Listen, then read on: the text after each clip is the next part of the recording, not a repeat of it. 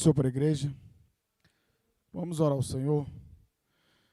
Vamos ficar de pé, vamos orar a Deus. Senhor, nosso Deus e nosso Pai, em nome de Jesus, estamos em Tua presença, ó Deus, nesta noite. Estamos aqui para bendizer e exaltar o Teu santo nome, Senhor.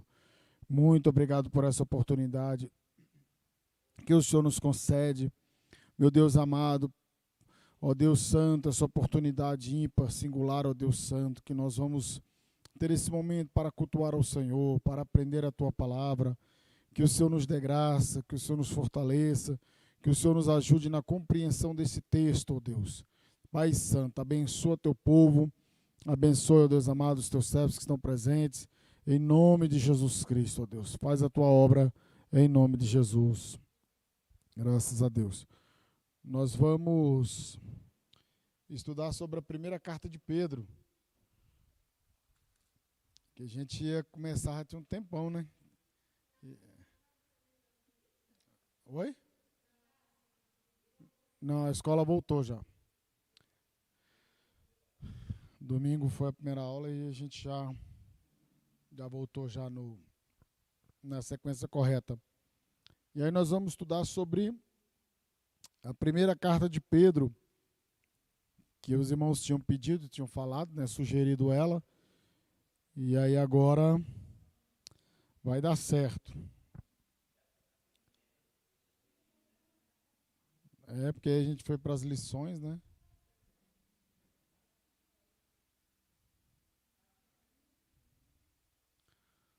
Vamos aqui. Vamos ler ela. Primeira carta de Pedro, capítulo 1, verso 1, a seguir, que diz assim. Vai ser uma leitura extensa. Nós vamos fazer essa leitura completa. Primeira carta de Pedro, capítulo 1.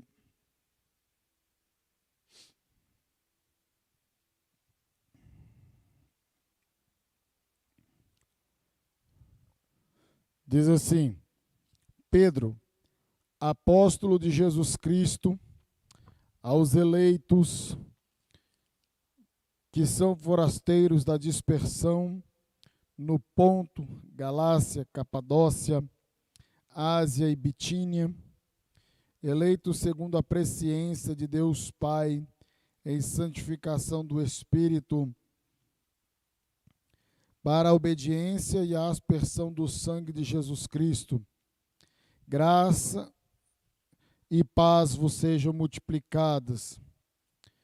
Bendito o Deus e Pai de nosso Senhor Jesus Cristo, que segundo a sua muita misericórdia, nos regenerou para uma viva esperança, mediante a ressurreição de Jesus Cristo dentre os mortos, para uma herança incorruptível, sem mácula, imarcessível, reservada nos céus para vós outros, que sois guardados pelo poder de Deus, mediante a fé, para a salvação preparada para revelar-se no último tempo.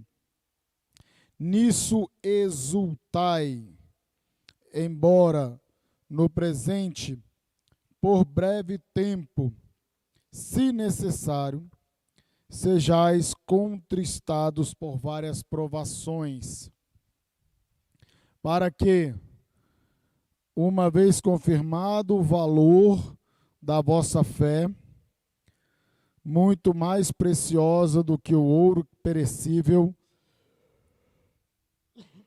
mesmo apurado por fogo, redunde em louvor, glória e honra na revelação de Jesus Cristo, a quem não havendo visto amais, no qual, não vendo agora, mas crendo, exultais com alegria indizível e cheia de glória, obtendo o fim da vossa fé, a salvação da vossa alma.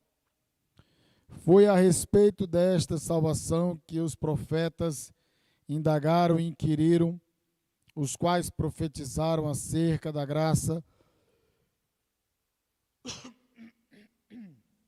a vós outros destinada.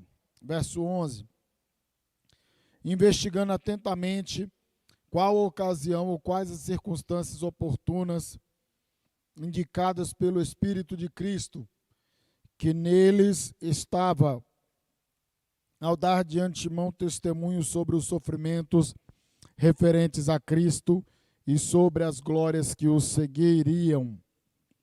A eles foi revelado que, não para si mesmos, mas para vós outros, ministravam as coisas que agora, pelo Espírito Santo, enviado do céu, vos pregaram o Evangelho, coisas que os anjos anelam perscrutar.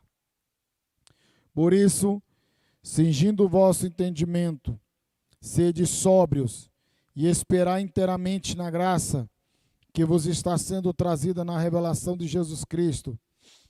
Como filhos da obediência, não vos amoldeis às paixões que tinhas anteriormente na vossa ignorância. Pelo contrário, segundo é santo aquele que vos chamou, tornai-vos santos, também vós mesmos em todo o vosso procedimento, porque escrito está: sede santos, porque eu sou santo.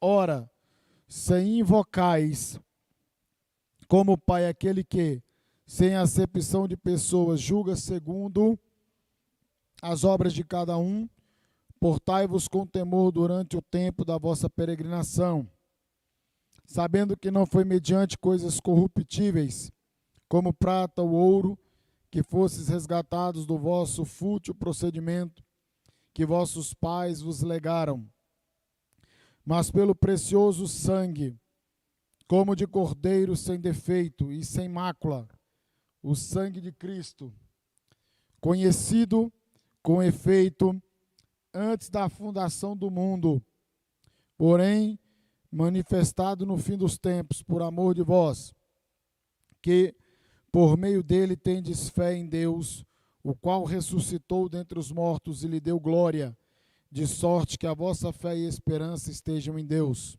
22.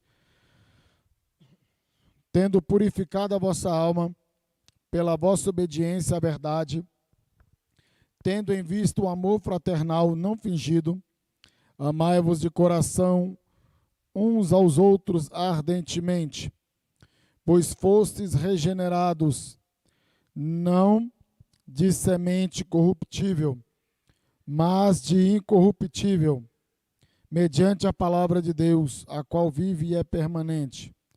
Pois toda a carne é como a erva, e toda a sua glória como a flor da erva. Seca-se a erva e cai a sua flor. Na palavra do Senhor, porém, permanece eternamente. Ora, esta é a palavra que vos foi evangelizada. Amém? Graças a Deus. Carta de Pedro, primeira carta do apóstolo Pedro. Para quem ele escreve? Para quem que ele destina essa carta? Isso, para os crentes que estavam dispersos, espalhados. E o autor é o apóstolo Pedro, e foi amplamente defendida a autoria de Pedro. Só lá pelo século XIX que apareceu uns atribulados querendo questionar que não foi Pedro que escreveu. Mas até então, era ponto pacífico, era coisa resolvida que Pedro era o autor. E para nós, Pedro é o autor. Então, essa carta é considerada uma carta geral, universal, como diferenciando das de Paulo, que tem as cartas pastorais, tem umas cartas mais direcionadas, mas aqui é uma carta geral, é uma epístola geral para várias igrejas da Ásia Menor. E o interessante é que essas igrejas da Ásia Menor é aquela parte que Paulo não evangelizou. Porque Paulo foi um grande evangelizador das igrejas do norte, ou das igrejas da Ásia Menor, perdão. E uma outra parte, Pedro esteve por ali, evangelizou, passou por ali, no norte, leste, oeste e centro da Ásia Menor. Então ele passou por ali em outros lugares. E aí a gente sabe quem é Pedro, né? Interessante que Pedro, pescador galileu, da cidade de Betsaida, irmão de André, chamado por Cristo para ser discípulo, seu nome é Simão, em aramaico Cefas, conhecido em grego como Pedro, que significava rocha ou fragmento de rocha, né? Pedaços de rocha. E ele foi escolhido para Cristo como apóstolo, isso a gente sabe. E ele se torna um dos líderes da igreja primitiva. E aí ele começa a estender essas suas palavras para esse povo. Em que momento essa carta foi escrita? Mais ou menos em torno de 63 depois de Cristo. Porque logo depois, se eu não me engano, Nero suicida, tem aquela coisa toda lá com Nero e o imperador romano ali, aquele atribulado, né, foi um dos que mandou também decapitar Paulo. E Pedro, diz a história, que também foi morto durante esse período do imperador Nero. E aí ele escreve mais ou menos 60, 63, nesse intervalo ali que ele escreve essa carta. E aí, a gente sabendo disso tudo, para quem que era, ele vai falando assim, olha, Pedro, apóstolo de Jesus Cristo, aos eleitos que são forasteiros da dispersão no Ponto, Galácia, Capadócia, Ásia, Bitínia, eleitos segundo a presciência de Deus Pai em santificação do Espírito, para a obediência e a aspersão do sangue de Jesus Cristo. Graça e paz vos sejam multiplicada. Eles estavam passando por um momento muito difícil, de intensa perseguição. E aí ele diz que esse povo foi chamado por Deus, que Deus de antemão já conhecia aqueles que viriam a crer nele. Deus chamou, Deus santificou através do Espírito Santo para a obediência, aspergiu o sangue, né, para o perdão dos pecados. E aí ele fala, diante disso tudo ele fala, graça e paz vos sejam multiplicada. A graça de Deus tem a salvação como a base, como fundamento. E a paz, ela dá aquela tranquilidade, aquela outra certeza também, de que você vai passar pelas dificuldades, mas confiando e crendo, e também remete ao futuro. E o interessante é que ele já diz graça e paz. E os batistas, eles usam essa saudação, graça e paz. A gente usa a paz do Senhor, e os batistas, eles usam graça e paz. Deseja graça e paz de Cristo para aqueles que eles cumprimentam. E assim que Pedro estava fazendo com aquela igreja. Olha, vocês estão dispersos. O momento é difícil, a coisa está arrochada. Mas eu desejo para vocês graça e paz. Vocês foram escolhidos por Deus. Vocês são servos de Deus. Vocês foram perdoados, resgatados. E vocês têm a presença do Espírito Santo na vida de vocês. Graça e paz vos sejam multiplicados, porque eles precisavam dessa graça e dessa paz, dessa multiplicação, para poder se fortalecer na presença de Deus. E é interessante que Ele vai continuando aqui no versículo 3. Bendito Deus e Pai de nosso Senhor Jesus Cristo, que segundo a sua misericórdia, nos regenerou para uma viva esperança, mediante a ressurreição de Jesus Cristo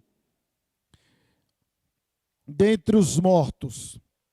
E olha só, ele começa agradecendo a Deus, dizendo que Deus é bendito, que Deus é bom. Pai de nosso Senhor Jesus Cristo, que segundo a sua muita misericórdia, nos regenerou para uma viva esperança. Agora, eu pergunto a vocês, essa regeneração, ela significa o que na nossa vida?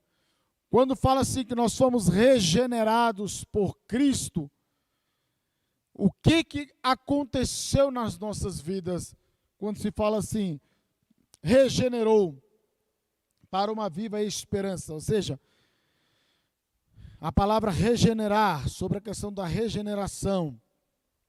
Então, o que vocês podem me dizer sobre isso?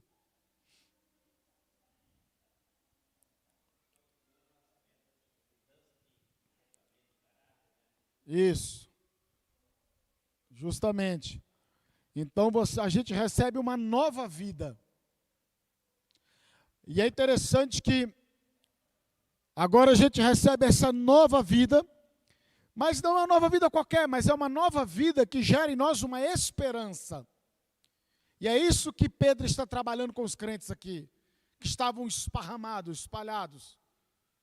Ele fala assim, olha gente, Deus é misericordioso, Deus escolheu vocês, Deus separou vocês, Deus manifestou a sua graça, Deus perdoou o pecado de vocês, e Deus deu uma nova vida para vocês. Mas para quê? Para ter uma esperança. Porque mais lá para o final do capítulo 1, que ele fala assim, olha, não vos amoldeis, não tome a forma, não assuma a forma que vocês tinham antes, que vocês viviam naquela maneira de vocês, de viver, porque aqui é um contexto de pessoas gentílicas, os gentios. Esse é o contexto, basicamente, que Pedro está dirigindo a uma igreja geral, universal, não a do bispo Macedo, mas a igreja que estavam esparramados naquela região ali da Ásia Menor, naquelas regiões por onde Paulo não passou, mas que Pedro chegou ali. E alguns crentes chegaram por ali. Né? Antes de Pedro, antes de Paulo, muitas comunidades foram fundadas. E aí agora, eles nascem de novo para uma viva esperança, mediante a ressurreição de Jesus Cristo dentre os mortos. Porque se Cristo, ele vence a morte, ele venceu a morte, ele ressuscitou, então quando a gente recebe essa nova vida, a gente tem essa esperança, como? Porque Cristo também ressuscitou, e ele venceu a morte, ele recebeu uma nova vida. Então a gente tem essa expectativa de, no presente, a gente recebe uma nova vida, em que a gente já não é mais filho das trevas, a gente não é mais esse pecador, no sentido de que peca, que vive pecando. A gente tem essa expectativa, e o interessante é que muita coisa que é trabalhada aqui, esse disperso, diáspora, essas palavras que eles estão usando aqui, é como que estrangeiros que não têm apego nenhum esperando por alguma coisa melhor. São estrangeiros. A expectativa deles não estão aqui. Não está aqui. Eles estão aqui, mas a mente está lá. E é isso que a igreja não pode perder. Essa essência, essa expectativa de um dia morar com o seu Senhor. Embora muitas vezes a gente não quer morrer, né? Mas o crente ele tem que ter essa expectativa de um dia estar na presença definitiva e eterna com o seu Criador. E aí ele fala que sobre a ressurreição de Jesus dentre os mortos, ele é o primeiro, e aí nós vamos na sequência também. É bem verdade que alguns serão transformados, mas a grosso modo, a maioria das pessoas ressuscitam também, ressuscitarão. E aí 1 Tessalonicenses 4, isso fica bem claro isso daí. E aí, a gente é regenerado para uma viva esperança. Para o quê? Para uma herança incorruptível. Olha só que interessante.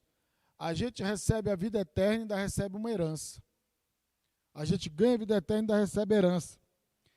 É uma incorruptível, que não se deteriora, que não estraga com o tempo.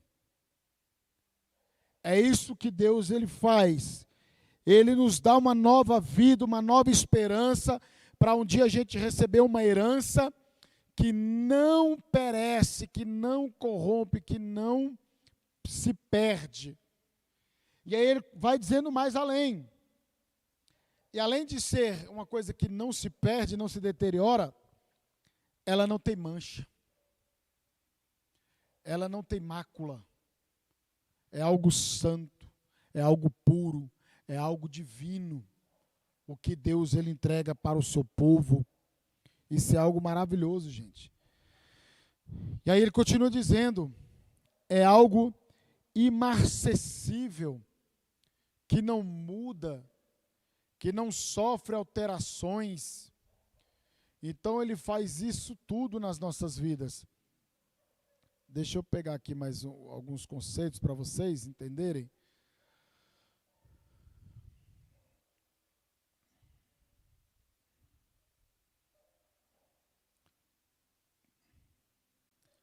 Olha só. Fala que, o engraçado que herança imaculada aqui, a palavra grega é amiantos, né? Amiantos, que é uma coisa sem mácula, absolutamente limpo, sem nenhum tipo de sujeira ou contaminação. E a imarcessível é a palavra grega amarantos, que significa inalterável. É mais aplicada às coisas da natureza, representando poesia, ou seja, uma flor que nunca murcha nem perde sua beleza. Então ele faz o quê? Ele dá para nós uma herança incorruptível, sem mácula, imarcessível, que não se altera de jeito nenhum. Reservado nos céus para quem? Para vós outros, para os que foram escolhidos, que foram separados e que perseveram diante do sofrimento, que perseveram nessa situação de dificuldade. E aí ele continua dizendo, ele vai alegrando, gente. Ele está aqui, ó. Ele está dizendo que foi escrita para animar os fiéis a estarem firmes durante os sofrimentos e levarem a santidade. É isso que Pedro está tratando aqui. E olha só. Então, diante disso tudo, que a gente é escolhido, que a gente é perdoado, que a gente recebe uma herança, ele fala assim, ó, nisso, no versículo 6, nisso vocês se alegrem. Exultar é uma alegria muito profunda, é algo muito glorioso. Nisso que ele está retomando o que ele disse anteriormente. Nisso tudo que eu disse para vocês, vocês se alegrem. Vocês se alegrem por quê? Porque no presente, ou seja, é uma coisa real, vai acontecer, acontece. No presente, se necessário, se for preciso, Deus vai usar o sofrimento para nos ensinar, para nos modelar, para nos fazer cada vez mais servos, mais humildes diante dele. Então o sofrimento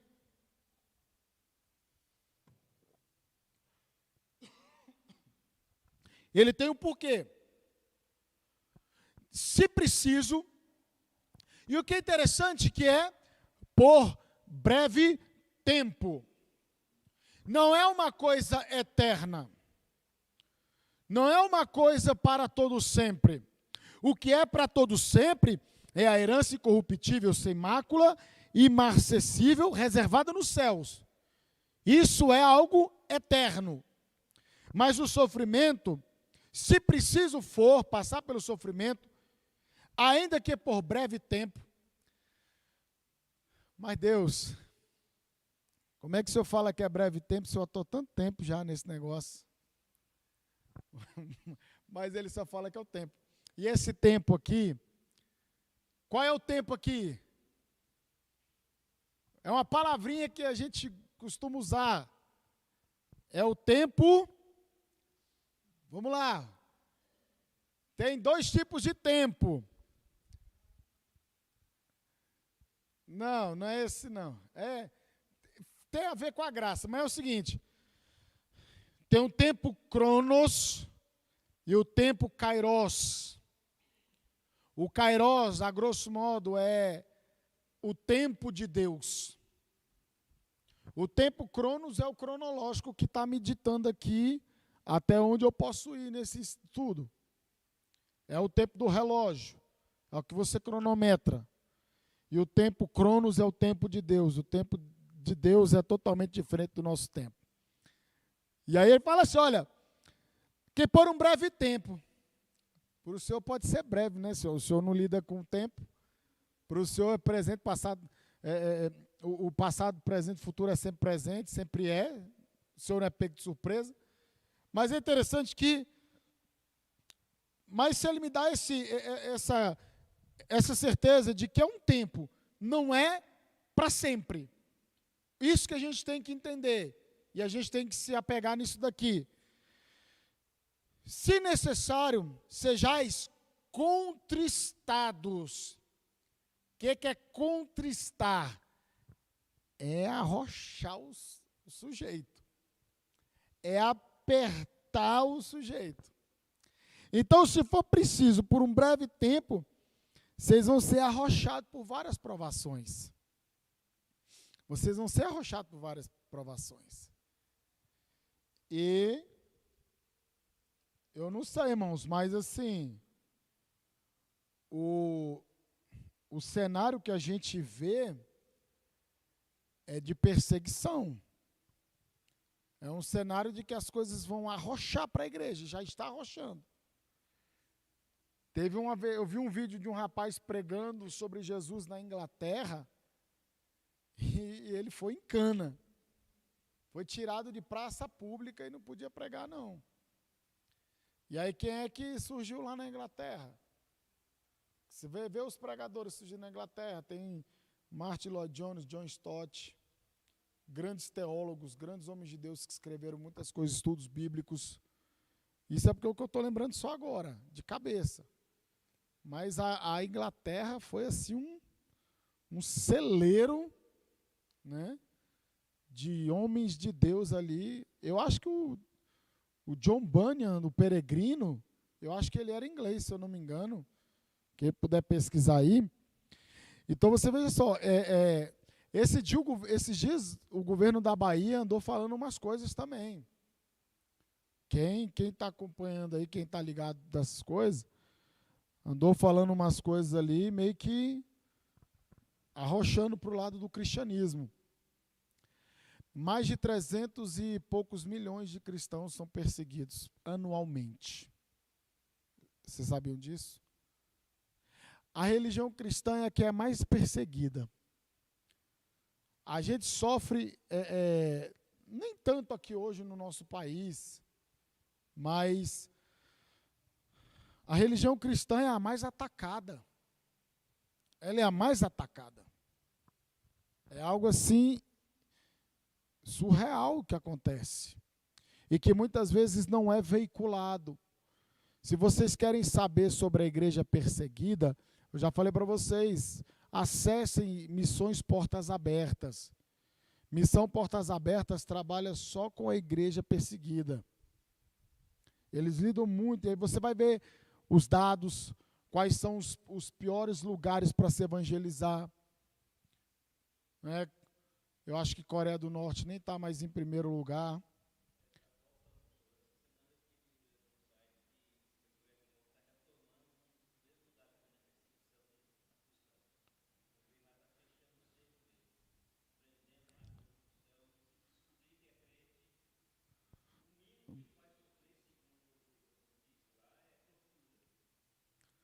O negócio infelizmente, é muito tenso. Olha aqui, eu estou no site deles aqui, ó. Mapa 2023. Deixa eu ver aqui, está abrindo. Perseguição extrema. Perseguição extrema está...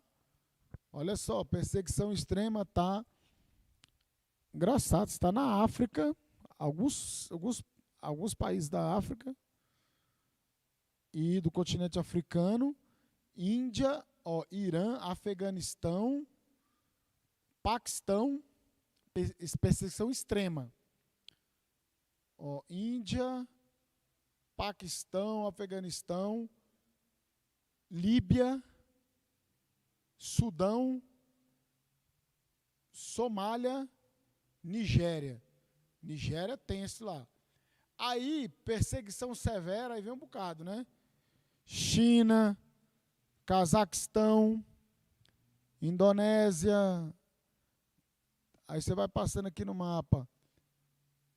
Argélia, Mali, Mauritânia. Ó aqui, no nosso... A Colômbia. Colômbia está perseguição severa, gente. E Colômbia está perto da gente, mais perto, né?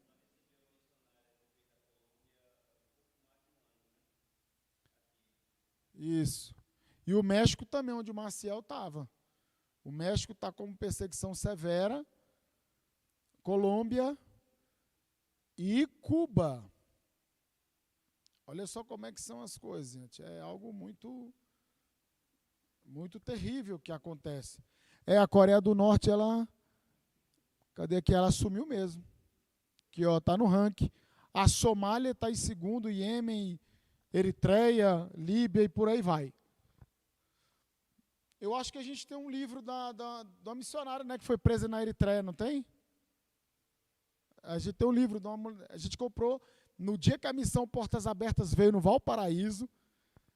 O missionário que foi pregar, na hora que a gente entrou na igreja, eles mandaram desligar os celulares, não puderam tirar foto nem nada. A gente não pôde tirar foto, a gente não pôde gravar, a gente não pôde fazer nada. E ele pregava com outro nome. Nem com o nome dele ele estava pregando. Ele foi guerrilheiro das Farc na Colômbia. E é assim um testemunho, algo tremendo, você escutando ali aquela experiência. E aí naquele dia nós compramos alguns livros para ajudar a obra missionária. E nesse meio acho que acho que a minha esposa chegou a ler, eu não cheguei a ler.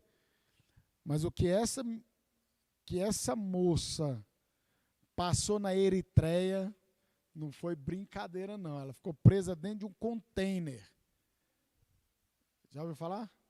Acho que ela é até cantora. Eu acho que ela é até uma cantora gospel. E aí ela... o negócio foi tenso, mas ela conseguiu sobreviver. E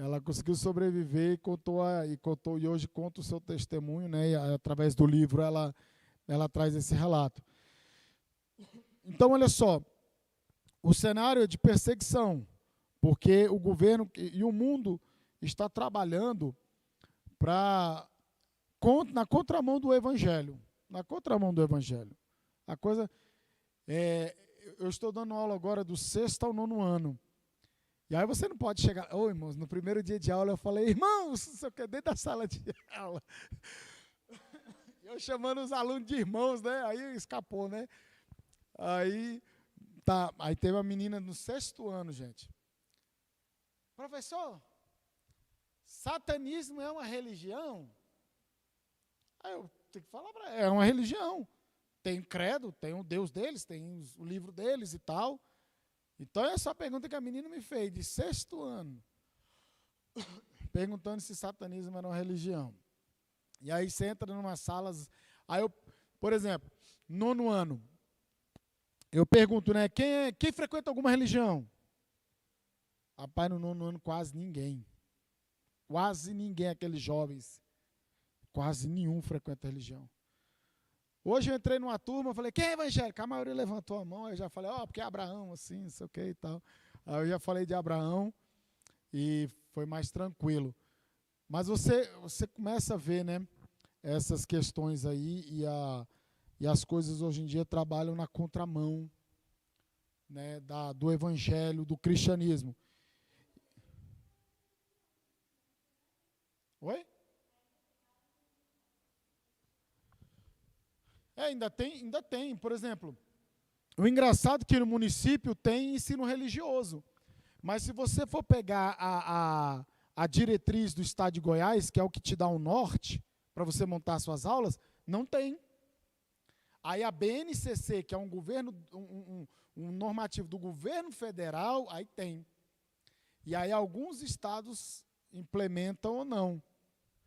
E aí o STF até que votou assim, né? Cada estado, ele tem liberdade e autonomia para, se quiser ser uma coisa confessional. Só que confessionalidade só escolas particulares. Confessionalidade é o quê? Uma escola evangélica, ela vai ensinar de acordo com o evangelho. Igual uma escola presbiteriana, escola adventista, ela vai ensinar dentro da linha dela. Aí agora eles falam muito da interconfessionalidade. Ou seja, você tem que mesclar as religiões, você tem que falar de uma forma geral. E aí você vai trabalhando essa questão. E você vê que eles trabalham para ir tirando as coisas de Deus, a palavra de Deus. Vamos lá. E o interessante, voltando aqui, falando sobre provação em breve tempo, se necessário, quando a gente lê em 2 Coríntios capítulo 4, tem uma coisa bem interessante. Olha como Paulo ele trata o sofrimento. 2 Coríntios 4, vamos lá. 2 Coríntios 4, versículo 16.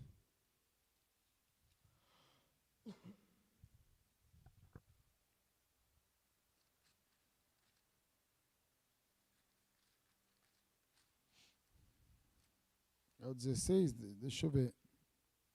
O 17. Quem encontrou pode ler. 17 e 18.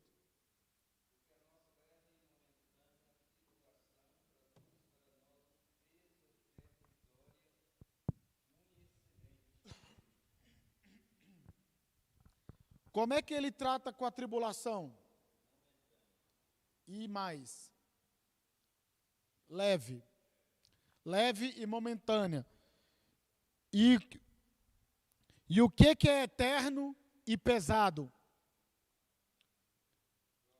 A glória, acima de toda comparação. Olha que coisa interessante como Paulo ele lida com o sofrimento, com as aflições. Que a tribulação, ela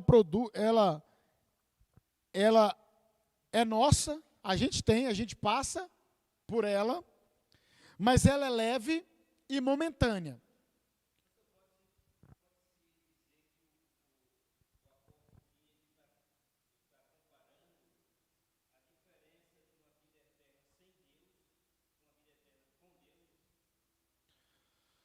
Não, aqui você não vê uma comparação entre condenação, perdição eterna e vida eterna.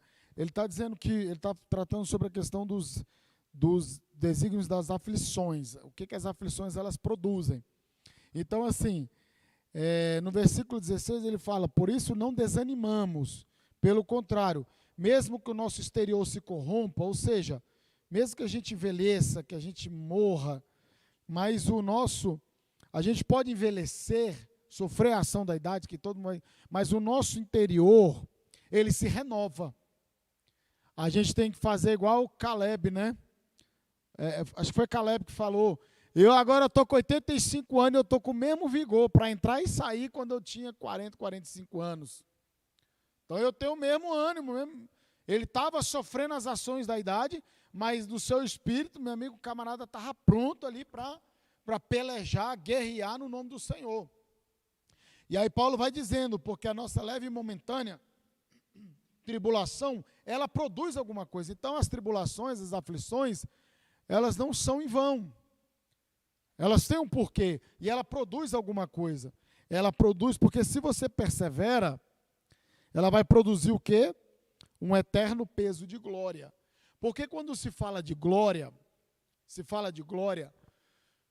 a gente costuma muito falar de Shekinah, de glória Shekinah, mas a palavra Shekinah, ela na verdade, ela é um verbo, que é do hebraico Shekan, que é peso.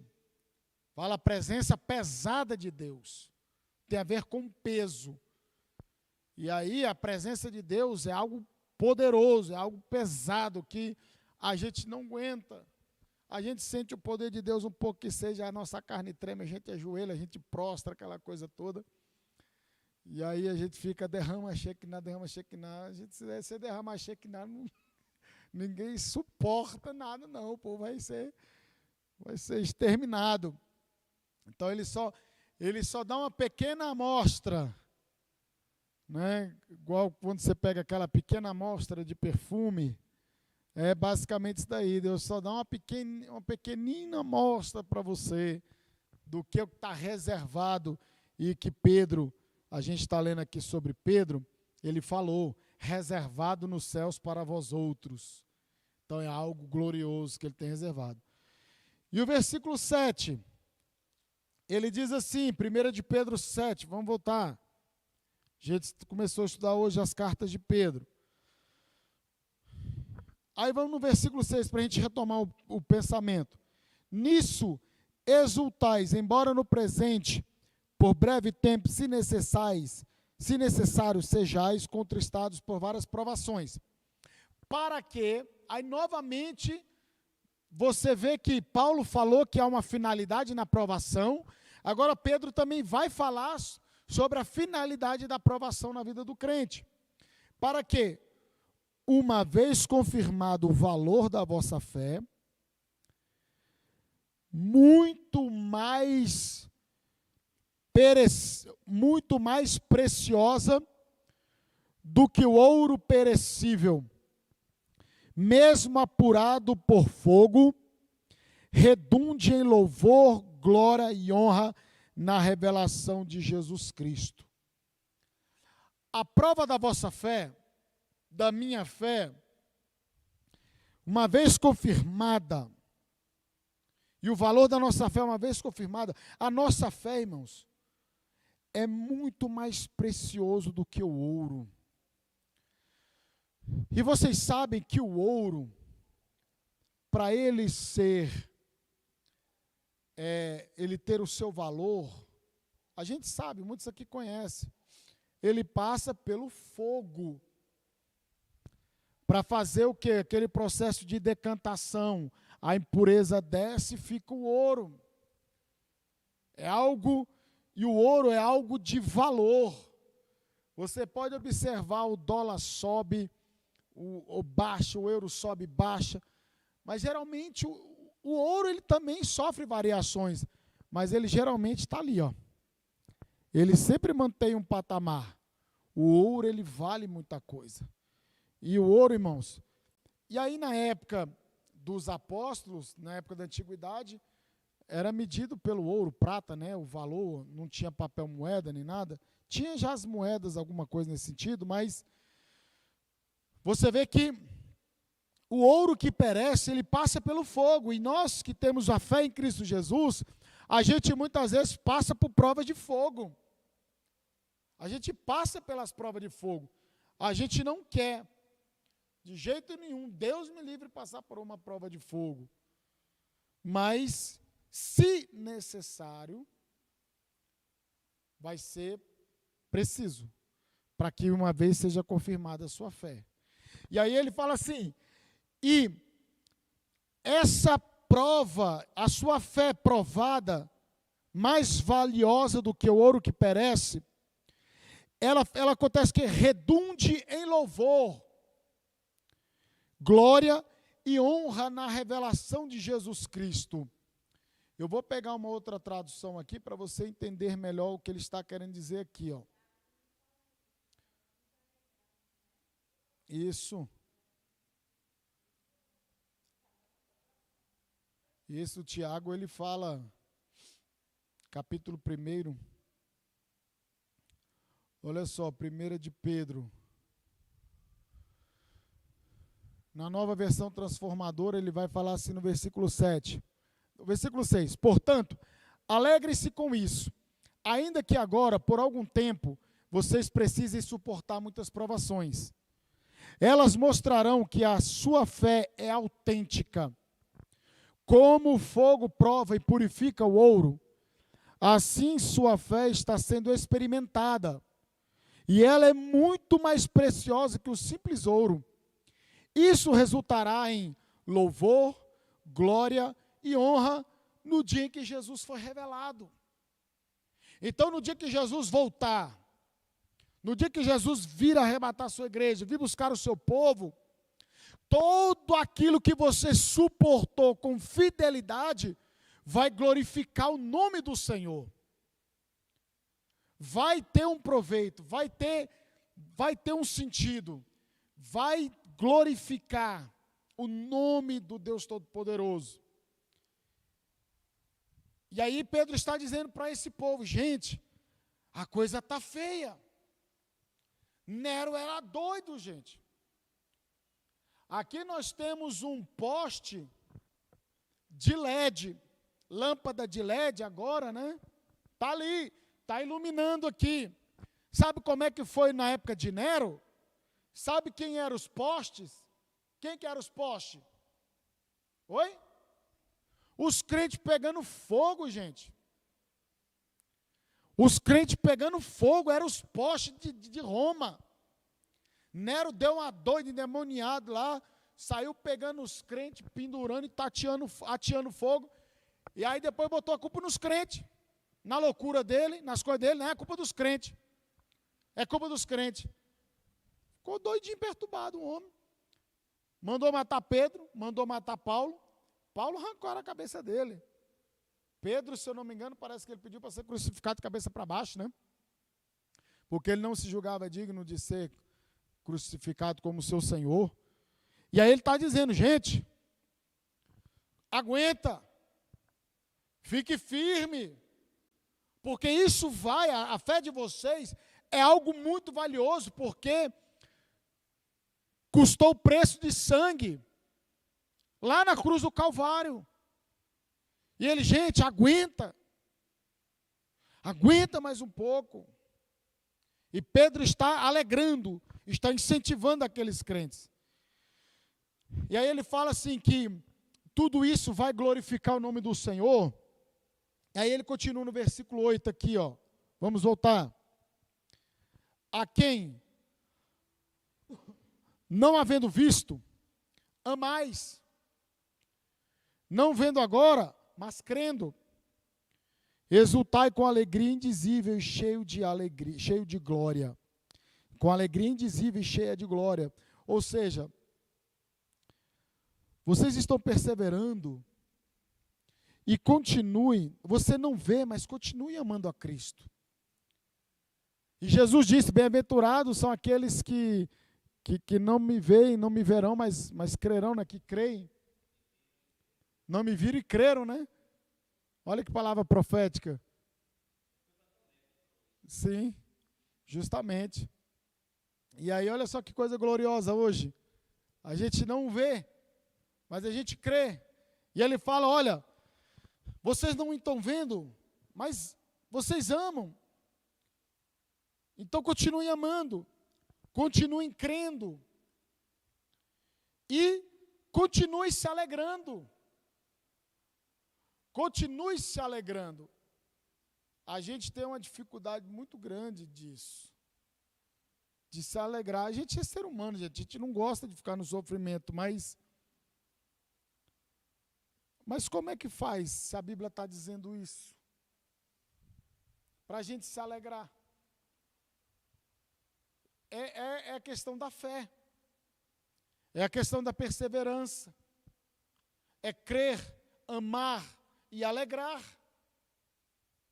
Eu amo, eu creio, eu me alegro.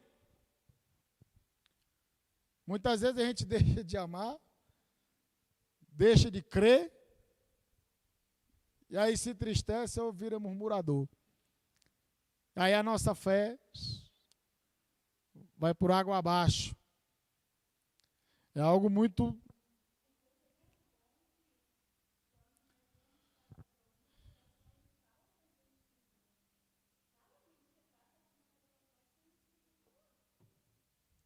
E aí tem isso, né? Deus, ele ainda revela.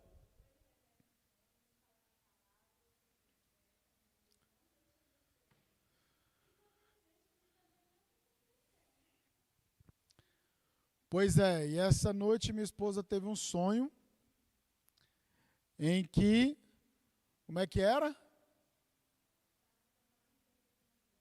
A gente estava fazendo uma limpeza na igreja, né? Deus tenha misericórdia de nós. Então, irmãos, Deus ele fala, Deus ele alerta, Deus ele orienta, Deus ele não joga ninguém e aí se vira. Não. E olha só, 8. A quem não havendo visto a mais, no qual não vendo agora, mas crendo exultais com alegria indizível e cheia de glória, obtendo o fim da vossa fé. O que é isso? Não é a fé acabar não, gente. Aqui o fim é finalidade. A salvação da vossa alma. Tudo isso que acontece na nossa vida, o propósito é a gente ser salvo. É a gente ser salvo, é a salvação. E aí o interessante é que, olha só, com respeito à justificação, já fomos salvos. Com respeito à santificação, estamos sendo salvos. Com respeito à glorificação, seremos salvos. Fomos salvos da condenação no pecado na justificação. Estamos sendo salvos do poder do pecado na santificação. E seremos salvos da presença do pecado na glorificação. O que é isso? Pela justificação, nós já fomos declarados sem culpa diante de Deus. Pela santificação, né, a gente está sendo salvo do poder do pecado. A gente está correndo atrás da santificação e o pecado está afastando cada vez mais de nós. E aí, a glorificação é a separação definitiva do pecado. O pecado não vai... O que diz em Hebreus capítulo 12? Vocês estão o quê? Rodeados por uma tão grande nuvem de testemunha. Deixe de lado todo embaraço e o pecado que tenazmente te assedia. Ou seja, com aquela sutileza, todo dia o pecado sutilmente te atrai, me atrai, tenta te enrolar e te embaraçar e me embaraçar também. E aí a gente... E que nuvem de testemunhas são essas? Os heróis da fé do capítulo 11, que preferiram o sofrimento, preferiram a morte, preferiram a desonra, o escárnio, do que o prazer terreno. Essas que são as nuvens de testemunhas que Hebreus se refere no capítulo 12. Que eles preferiram todo esse tipo de coisa negativa, porque eles viam pela fé coisas maiores e mais gloriosas. E aí eles continuaram crendo, continuaram amando e continuaram se alegrando na presença de Deus. E aí, gente, continuando aqui, versículo 10. Foi a respeito dessa salvação que os profetas indagaram e inquiriram.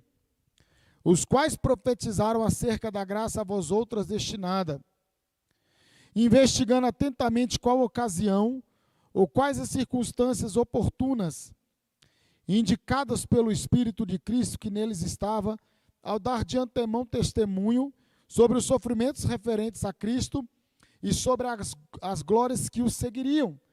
Então, muitos desses profetas e homens de Deus, muitos deles profetizaram sem eles ao menos ter a dimensão e a revelação completa do que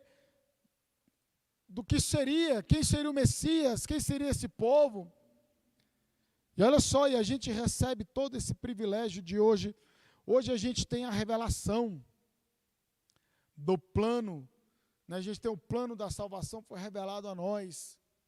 Hoje a gente tem a clareza, e aí a gente pode entender essas coisas, gente. Isso é algo maravilhoso. E aqui, ó, vamos ver aqui, versículo. Manel, o que na Pentecostal, tem comentário do versículo 10 e 11 aí? No rodapé?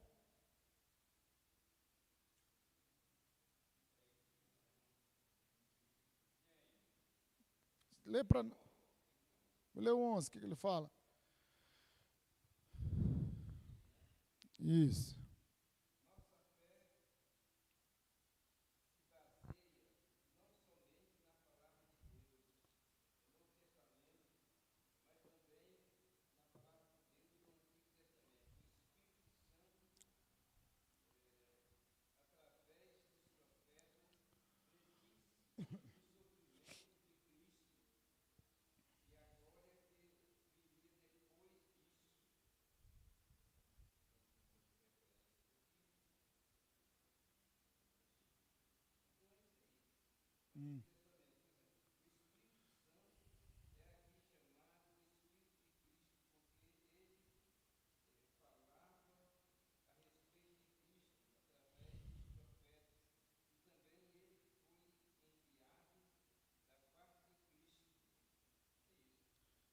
Amém.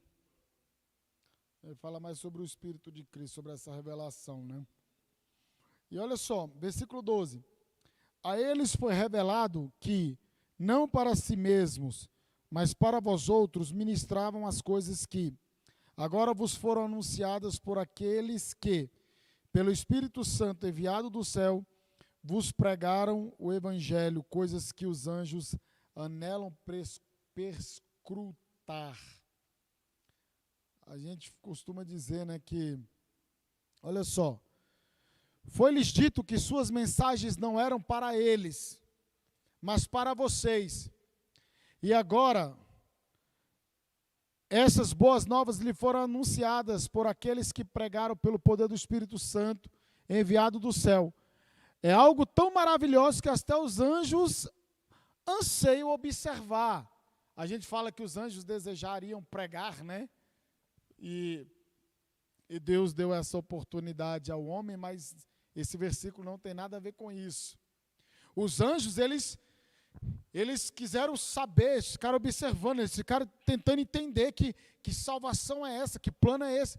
Olha só, os profetas, eles profetizaram da parte de Deus sobre a salvação para nós, a nós, e foi dito que suas mensagens não eram para eles, mas para vocês. Boas novas que foram anunciadas por aqueles que pregaram pelo poder do Espírito Santo enviado do céu.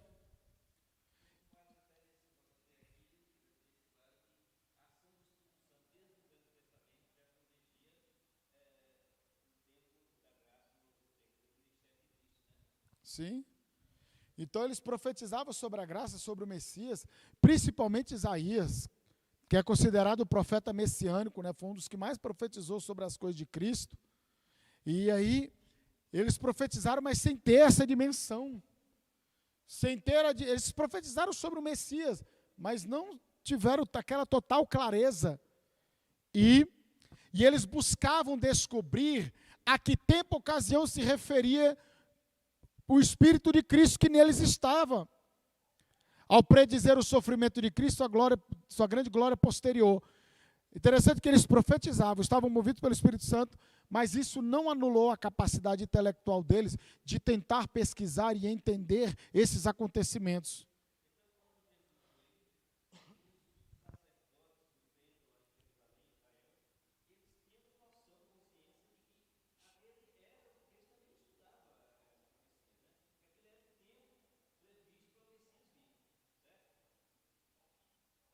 Não, os sacerdotes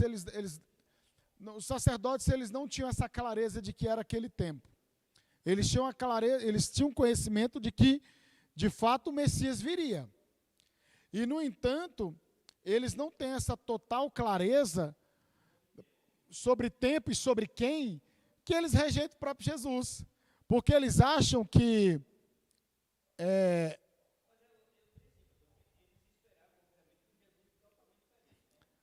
nos moldes de Davi, Salomão.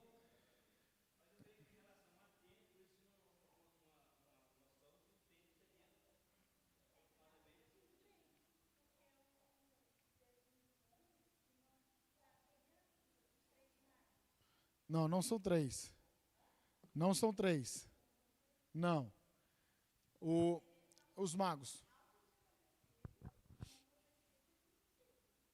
Então, assim, mas eles não eram judeus. Eles não eram. Eram pessoas que estudavam, né, os relatos sagrados, estudavam as coisas sagradas, os astros. Só que não é como os astrólogos hoje de horóscopo, não, sabe? Era tipo um astrônomo da vida. Os caras que eram astrônomo. Então a eles foi dado esse sinal, essa revelação. Mas o povo, né? Se você estudar o contexto, os religiosos, eles não tinham essa perspectiva. No entanto, até hoje eles esperam o Messias. Que não aceitaram Jesus, até hoje eles estão lá preparando tudo. Tem o Instituto do Terceiro Templo, estão tudo arrumando lá, embelezando. No centro de... Oi? Pai. E aí quando você vê alguém datando, colocando uma data na volta na revelação de Jesus, você corre fora, viu?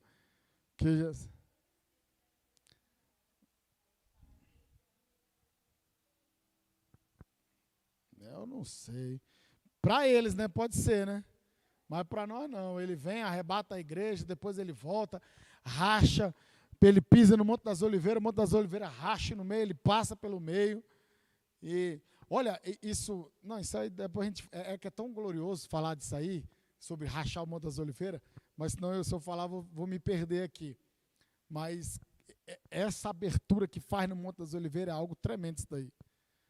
É porque é o seguinte,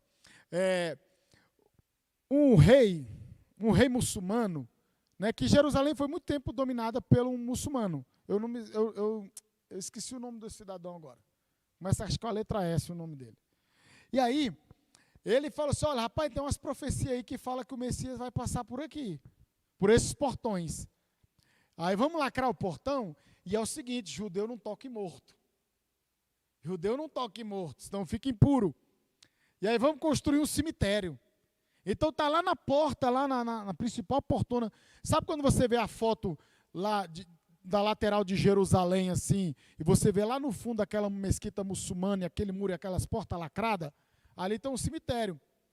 E aí, Ezequiel já falava disso daí, as portas estão lacradas, mas o Monte das Oliveiras será fendido no meio, será rachado no meio, e ele vai passar no meio. Ou seja, vai botar os mortos para lá, os outros para cá, e ele vai passar pela porta lá. E está profetizado isso daí. Então você vê que é coisa... Está lacrada lá. Aí isso é algo glorioso, sabe? Então assim, esses profetas, eles receberam essas profecias, eles indagaram, eles pesquisaram, eles correram atrás, mas eles não tinham a dimensão da coisa. Eles não tinham essa dimensão. E aí Pedro está dizendo, gente, vocês se alegrem, vocês hoje têm esse entendimento e tudo, perseverem, a fé de vocês vale muito, a fé de vocês é mais valiosa do que o ouro, então não se entristeçam pelas provações que vocês tenham que passar, Aí no versículo 13, aí ele fala, por isso, deixa eu ler aqui na outra tradução, que é melhor. Versículo 13. Portanto, preparem sua mente para a ação e exercitem o autocontrole. Depositem toda a sua esperança na graça que receberão quando Jesus Cristo for revelado. Sejam filhos obedientes, 14. Não voltem ao seu antigo modo de viver, quando satisfaziam os próprios desejos e viviam na ignorância. Agora, porém, sejam santos em tudo o que fizerem, como é santo aquele que os chamou. Pois as Escrituras dizem, aqui ele cita Levítico, né? Sejam santos porque eu sou santo.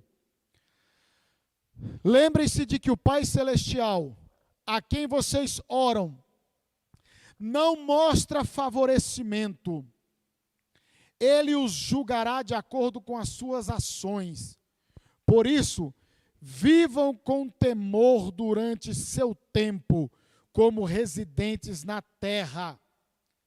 Aqui não tem espaço para você dizer, eu sou filhinho de papai. Não tem espaço.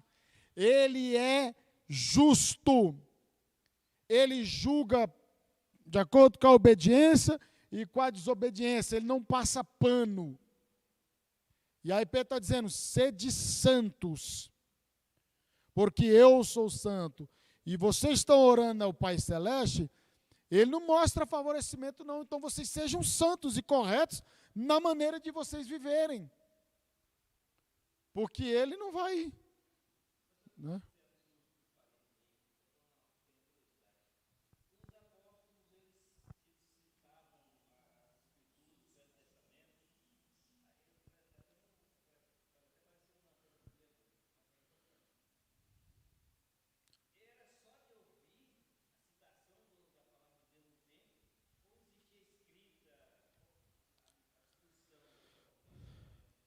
Eles usavam o grego do o Novo Testamento, o Antigo Testamento em grego. Tinha cópias disponíveis. Então, assim, não. A leitura da palavra era feita nas sinagogas, né? Mas você, quando você lê no Novo Testamento, você vê que a palavra está sempre presente, tanto no Novo como no Antigo. A palavra está sempre presente. E eles estão sempre se voltando para a palavra. Ela está ali, ó. Por exemplo, na reforma de Josias. Aí já são os escritos deles. Aí dele mesmo, já os... Porque assim, Paulo, quando ele se converte, ele tem aquele primeiro momento que ele prega, ele evangeliza e tal, aí depois ele some. E aí os estudiosos falam que ele estava na região da Arábia, na Nabateia. E ele, durante esse período que ele passa, é um período que ele está revendo as Escrituras. Aí agora ele está lendo, ele como bom, né, aspirando ao Sinédrio, Paulo estava sendo preparado para entrar no Sinédrio, fazer parte da cúpula religiosa de Israel. E aí agora ele está recebendo as revelações de Jesus Cristo. Agora ele está tendo entendimento. Então eles usavam o Antigo Testamento em grego, que é a versão da Septuaginta. E aí depois as cartas vão sendo escritas, aí vão surgindo as escritas.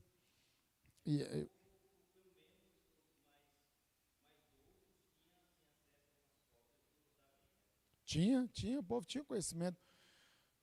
Inclusive no Mar Morto, é um dos maiores achados arqueológicos no Mar Morto. Por exemplo, o rolo de Isaías, ele é idêntico ao que tem na nossa Bíblia.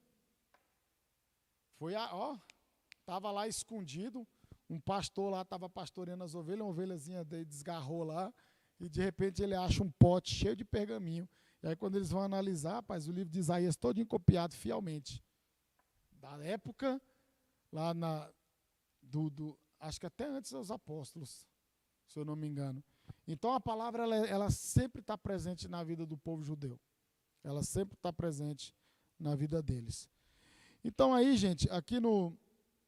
Irmãos, aí ele vai falando, ó, versículo 18, pois vocês sabem que o resgate para salvá-los do estilo de vida vazio que herdaram de seus antepassados não foi pago com simples ouro ou prata que perdem seu valor, mas com o sangue precioso de Cristo, o Cordeiro de Deus, sem pecado nem mancha.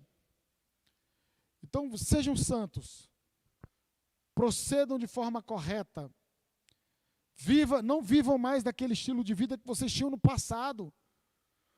Por que você vai viver do jeito que você vivia no passado, sendo que foi pago, que a vida que você herdou não foi pago com o simples ouro ou prata que perde seu valor, mas foi pago com o sangue precioso de Cristo, o Cordeiro de Deus que não tem pecado nem mancha. Então a gente não pode viver como no passado, por outrora que já fomos salvos em Cristo Jesus. Porque a santificação, gente, eu já falei isso algumas vezes, mas como fala sobre santificação, a gente tem que voltar aqui. Acontece o quê? Quando a pessoa aceita Cristo, quando ela se arrepende de seus pecados e crê no Evangelho, ela é regenerada, que a gente falou no começo. Ela recebe uma nova vida. Com essa nova vida, ela recebe a santificação posicional. O que é a santificação posicional? Você sai dessa condição, desse estilo de vida vazio, desse estilo de vida, e como está lá em Efésios capítulo 2, você é colocado nas regiões celestes com Cristo Jesus. Você troca de patamar. Você era filho da ira, filho do diabo, agora você se torna filho de Deus. E passa a ser herdeiros das coisas celestiais. Aí é a santificação posicional, ou seja, muda de posição. A santificação progressiva, aí é onde Pedro está dizendo. E ele fala, sede santos porque eu sou santo. Esse verbo no grego indica uma ação contínua. Algo que está acontecendo constantemente, diariamente. A santificação progressiva, aí eu e você temos que buscar. Aí a gente que tem que correr atrás. Como? Orando, jejuando, estudando a palavra, afastando da aparência do mal, vigiando no que fala, vigiando no que vê, no que ouve. É isso. É a santificação, né, progressiva. E aí ele fala que Cristo, ele foi escolhido antes da criação do mundo, mas agora nesses últimos tempos foi revelado por causa de vocês. Olha só, irmãos, que Pedro está dizendo. Gente, Cristo foi revelado, essa revelação, né? Agora vocês estão tendo essa revelação. Foi manifestado no fim dos tempos, ele veio, a salvação se manifestou por causa de vocês que estavam perdidos nessa velha vida. Olha o que Pedro está dizendo. Uma vez, por meio de Cristo, verso 21, por meio de Cristo vocês vieram a crer em Deus, depositaram sua fé e esperança em Deus, porque ele ressuscitou Cristo dos mortos e lhe deu grande glória. Uma vez que vocês foram purificados de seus pecados, quando obedeceram à verdade, tenham como alvo agora o amor fraternal, o amor entre irmãos, sem fingimento. Amem uns aos outros sinceramente, de todo o coração, pois vocês nasceram de novo, não para uma vida que pode ser destruída, mas para uma vida que durará para sempre, porque vem da eterna e viva palavra de Deus. Pois, aí aqui ele vai citar, né? Acho que é Isaías. Os seres humanos são como o capim. Sua beleza é como as flores do campo. O capim seca, as flores murcham, mas a palavra do Senhor permanece para sempre. E essa palavra é a mensagem das boas novas que lhes foi anunciada. Então persevere na obediência, na santidade, persevere no sofrimento, na luta, porque você não foi comprado por uma moeda humana que perde o seu valor, mas eu e você fomos comprados pelo sangue de Jesus Cristo. E a perseverança no sofrimento vai resultar na glorificação do nome de Jesus Cristo e na glorificação na sua e na minha vida, porque seremos coroados de glória. Receberemos a glorificação também, porque assim como Ele é, assim nós seremos, e nós o veremos como Ele é. Essa é a mensagem, essa é a esperança para o crente em Jesus Cristo. Fique de pé em nome de Jesus. Louvado seja Deus. E o que eu acho mais maravilhoso é que homens debaixo de intensa perseguição tinham fé e certeza para animar e alegrar o povo.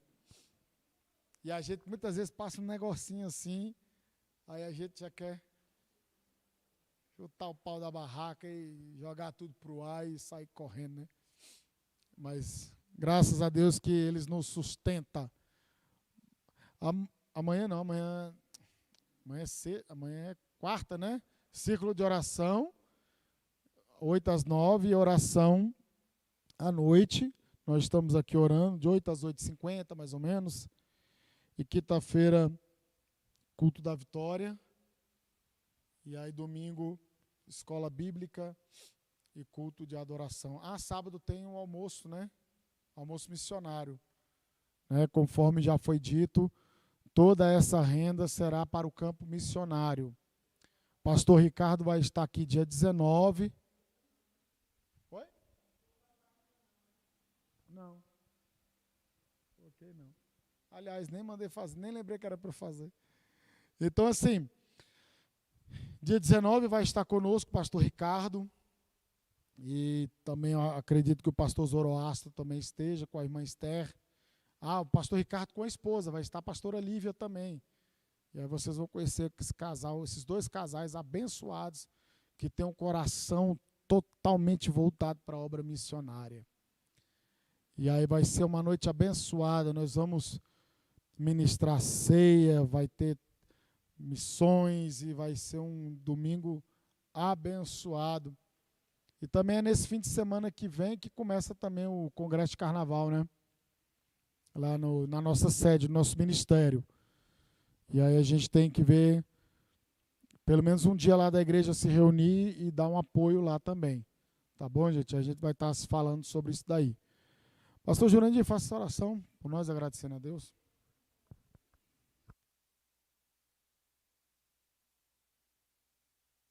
Sim, Deus, te louvamos, Senhor. Muito obrigado, Jesus amado. Graças te damos, Senhor. Guarda, Senhor, nos sustenta como um forte, Senhor, ajude-nos, ó Pai. Em nome de Jesus. Em nome de Jesus. Amém. Pode ir para trás, besta apostólica.